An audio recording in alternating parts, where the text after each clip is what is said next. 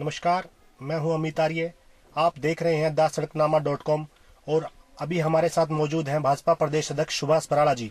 ये जो हरियाणा की सरकार है, देश की सरकार है, ये जनता की बनाई हुई सरकार है और जनता की जो सरकार होती है उसके अधिकार अगर कोई हाथ में रखे, कोई अपनी मुट्ठी में रखे, जेब में रखे, तो इससे बड़ा लोकतंत्र का कोई अपमान नहीं है। जब से हरियाणा प्रदेश में हमारी सरकार मुख्यमंत्री मनोहर लाल जी की बनी, हमने जो एक नारा दिया था सबका साथ सबका विकास, उस नारे के ऊपर हमने काम करना शुरू किया और उसी का एक परिणाम है कि बाकी कामों की तरह जो नौकरियां हमारी सरकार ने मुख्यमंत्री मनोहर लाल जी के नेतृत्व में दी हैं, उसमें पारदर्शिता बरती और मेरिट के आधार पर नौकरियां दी। जो नौकरियां पहले चंद लोगों की बपोती मानी जाती थी हरियाणा में, या तो राजनीतिक परिवारों में नौकरियां मिलती थी, या उनके खास लोगों को नौकरियां मिलती थी, या पैसे वालों को नौकरियां मिलती थी। ये ऐसी सरकार है, चाहे उसमें सब इंस्पेक्टर की भर्ती की बात करें या अभी जो ग्रुप डी की भर्ती हुई है इनकी बात करें या अन्य भर्तियों की बात करें, ऐसा उदाहरण पहली बार हरियाणा प्रदेश में प्रस्तुत हुआ है कि लोगों को ना पर्चा देना पड़ा, किसी को जाकर के ना खर्चा देना पड़ा। ऐसे लोगों को नौकरियां हरियाणा प्रदेश में मिली है। एक बात और मैं बताता हूं आपको, ग्रुप डी की जो 18,000 नौकरियां थी, उसमें जो जिस परिवार के अंदर कभी कोई नौकरी नहीं थी, हमारे मुख्यमंत्री जी ने एक पॉलिसी बनाई कि जिस परिवार में कोई नौकरी नहीं है उसको 5 अंक अलग से दिए जाएं ताकि उस परिवार के अंदर नौकरी मिल सके।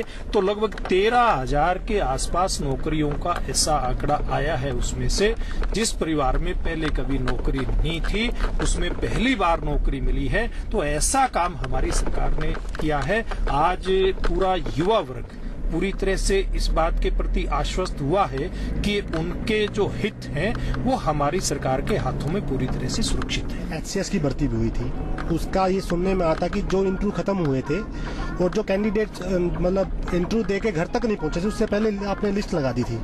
जी, ये सरकार के जो 2015 का साल था, उस साल के अंदर शायद ये भर्तियां हुई थी, 15 या 16 में भर्तियां हुई थी। उस समय सही बात है ये आपकी कि जो लोग इंटरव्यू देकर के घर भी नहीं पहुंचे थे, मुख्यमंत्री जी का एक ये मन था कि एचपीएससी जो इस प्रकार के रिजल्ट डिक्लेयर करती है वो बहुत पारदर्शी तरीके से हो, और उन्होंने सलाह दी थी एचपीएससी को, क्योंकि काम सारा ये एचपीएससी का है, कि इस प्रकार से अगर करेंगे तो हरियाणा के हित में वो रहेगा। उन्होंने वैसा ही किया और इंटरव्यू देने के बाद घर पहुंचने से पहले रिजल्ट आ गया था। और ऐसे ऐसे लोग जो नोटों की थैलियां नहीं, थैले भरे घूमते थे या सिफारिशें लेकर के घूमते थे, वो सब दरे के दराए रह गए। और जो लोग काबिल थे वो लोग इस सरकार के अंदर एचसीएस भर्ती हुए। जो मैं एक बात दावे के साथ कह सकता हूं कि ऐसे लोग जब भर्तियों के माध्यम से सरकारी सेवा में आते हैं तो वो निश्चित रूप से 100% फिर जनता के हित में काम करते हैं, किसी व्यक्ति, किसी परिवार, किसी पार्टी के हित में काम नहीं करते। कि हाँ, गीता बुक्कल जी की बेटी इस भर्ती के अंदर जो हमारी सरकार के दौरान भर्ती हुई उसमें वो लगी हैं, और मैं समझता हूँ उससे बड़ा कोई उदाहरण नहीं है कि किसी विपक्षीय नेता के परिवार से उनका बच्चा मेरिट के आधार पर किसी सरकार के अंदर नौकरी लगे। ये अगर संभव हो सकता है तो भारतीय जनता पार्टी की सरकार के समय ही संभव हो सकता है। ये मतलब पार्टी का मास्टर स्ट्रोक कह सकते हैं इसको। देखिए जी, क्योंकि एक बड़ा जो वर्ग है वो युवाओं का वर्ग है, और युवा रोजगार को लेकर के बहुत संघर्षशील रहता है हमेशा से, चाहे वो स्वरोजगार हो, चाहे वो सरकारी रोजगार हो या स्वरोजगार के अवसर हो। तो हमारी सरकार ने स्वरोजगार के अवसर से लेकर के और प्राइवेट नौकरियों की बात हो उनकी बात करें या फिर सरकारी नौकरियों की बात करें, लगभग 64,000 नौकरियां हमारी सरकार अब तक सरकारी स्तर पे दे चुकी है, और लगभग 2 लाख से ज्यादा रोजगार हमारी सरकार ने प्रत्यक्ष और अप्रत्यक्ष देने का काम किया है, युवाओं को अवसर उपलब्ध करवाए हैं। तो निश्चित रूप से युवाओं को जब लगने लगा है कि हाँ, अगर वास्तव में उनके हित सुरक्षित हैं तो मुख्यमंत्री मनोहर लाल जी की सरकार में उनके हाथों में सुरक्षित हैं। इसलिए कि मास्टर स्ट्रोक इसको आप कह सकते हैं कि जब युवा ही हर उसकी जो भी कोई मूवमेंट होता है उसकी दिशा बदलने का काम करता है, और आज युवा ने ठान लिया है कि इस प्रकार की सरकार जो प्रदेश में चल रही है या फिर देश में मोदी जी के नेतृत्व में जो सरकार चली, जो इसी आधार पे काम करती है, और कि इससे आगे बढ़ करके जिसके हाथों में युवा समझता है कि देश के सब तरह के हित सुरक्षित हैं। तो ये सारी बातें हैं जो आज भारतीय जनता पार्टी के प्रति लोगों को आकर्षित करती है, खास करके युवा वर्ग। आज गांव में कोई भी अनपढ़ से अनपढ़ व्यक्ति जिसने अपने बच्चे को पढ़ा लिखा करके अपना सब कुछ लगाया, आजकल पढ़ाई के अंदर क्या नहीं लगता, पूरा का पूरा परिवार उसकी कमाई खप जाती है नौजवान की पढ़ाई में। तो आज वो व्यक्ति कहता हुआ दिखाई देता है, भाई ना तो हमारा कहीं कोई पर्चा था, यानी कि नेता को पर्चा हमने ले जाकर के दिया, ना हमने कहीं किसी को खर्चा दिया। तो ये बिना पर्चे और खर्चे की सरकार है। किसानों की जो पेंशन है वो कहीं किसान का जो कर्ज की मांग करते उससे बड़ी है। देखिए, हमारी सरकार का, हमारी पार्टी का एक ये मत है कि किसान को जो कर्जा है उसके कर्जे की माफी नहीं, कर्ज माफी नहीं, कर्ज मुक्ति चाहिए। तो हमारी सरकार ने, मोदी सरकार ने जो हर महीने किसान को, हर साल किसान को 12,000 रुपए देने का किया, कर्ज माफी नहीं, ये मुक्ति की तरफ है। और कर्ज मुक्ति ही आज के दिन किसान के लिए सबसे बड़ा, उसके बचाव में सबसे बड़ा कदम है। हमारी सरकार ने जो योजना ये चलाई है, ये योजना वास्तव में जो जरूरतमंद किसान है उस तक इनका लाभ पहुंचेगा, और जिसके कारण से हरियाणा नहीं पूरे देश के किसान को बहुत बड़ा लाभ भविष्य में इस योजना से होने वाला है।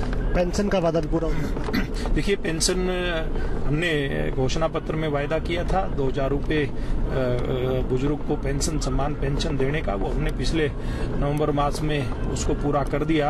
और एक बहुत बड़ा वायदा है जिसके कारण से बुजुर्ग को लगा है कि हाँ, ये ऐसी सरकार है जो हमारे हित के बारे में हमेशा से ध्यान रखती है। जैसे जो राहुल गांधी जी बोल रहे हैं कि चौकीदार चोर है, कि राहुल गांधी के पास और कोई बात नहीं है कहने को, वो केवल जुमले उछालने का काम कर रहे हैं। लेकिन वो शायद इस बात को भूल गए कि देश के वर्तमान प्रधानमंत्री नरेंद्र मोदी जी, उनके ऊपर समय समय पर कांग्रेस पार्टी इनके नेताओं ने आक्रमण किए हैं, जुबानी आक्रमण किए हैं, प्रहार किए हैं, लेकिन वो इन्हीं के ऊपर पलट करके उन्होंने वार किया है हमेशा से।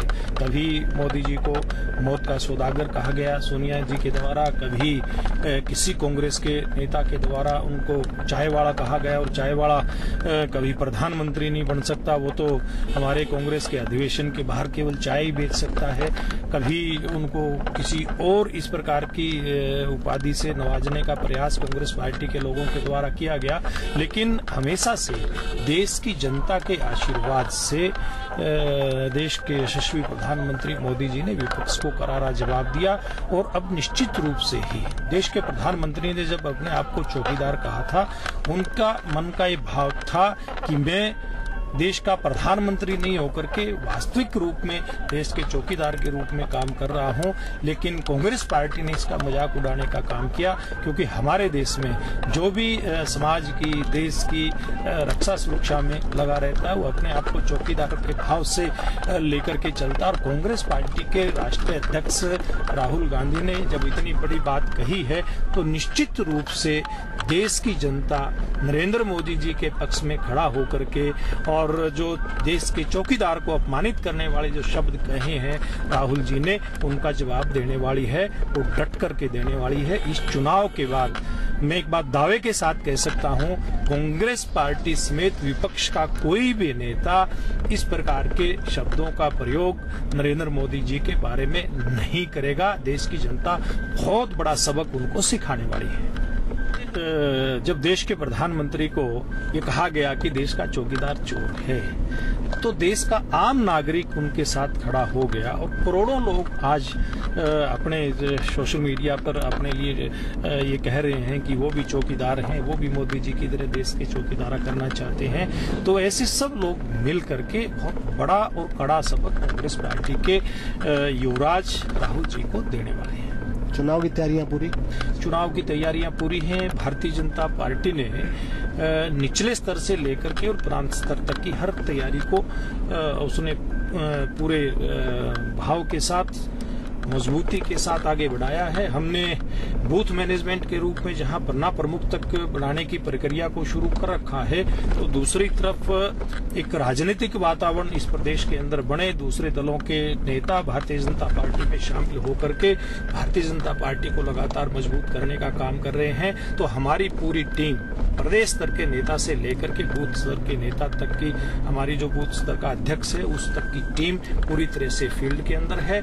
और जब तक चुनाव आएगा, हमारा जो हमने पन्ना प्रमुख बनाने का जो काम शुरू किया हुआ है, वो पन्ना प्रमुख हर वोटर के पास, हर घर के अंदर 3-3 बार जा चुका होगा। तो इस प्रकार की एक पूर्ण तैयारी, संपूर्ण तैयारी भारतीय जनता पार्टी ने अपनी कर रखी है।